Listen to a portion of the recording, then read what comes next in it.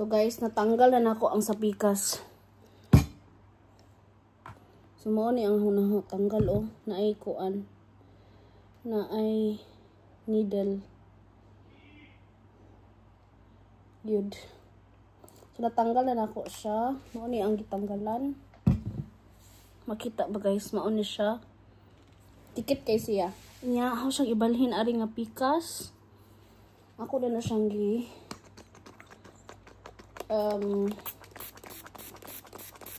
tugasan, gisabunan.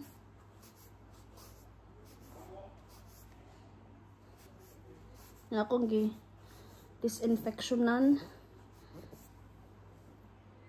Naman po kay hugaw guys. Nya ako sana siyang pauguhon. Then let's prepare.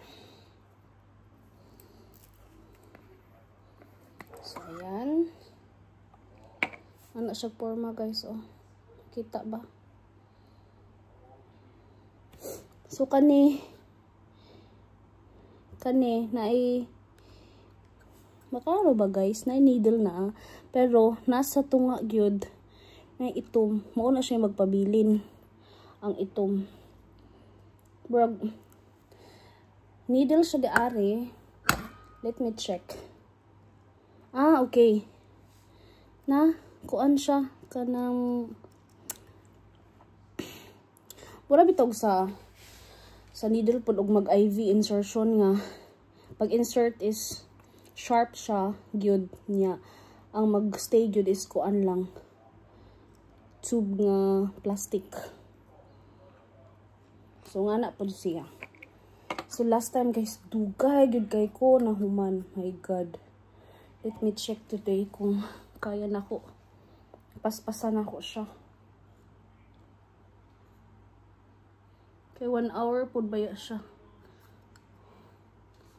1, 2, 1, 2, 3, 4.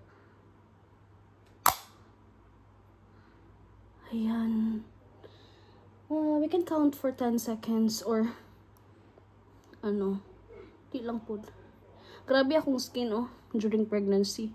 Dagan ko nga na. Unya.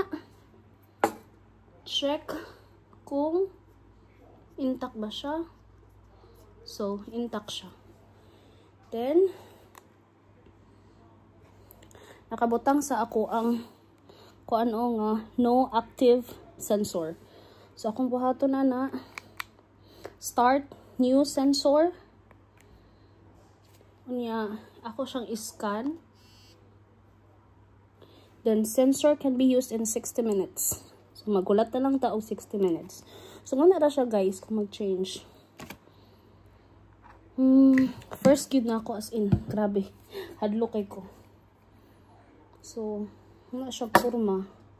Kani, pwede lang na ko na siya ilabog. Naman ko'y needle nga labuganan.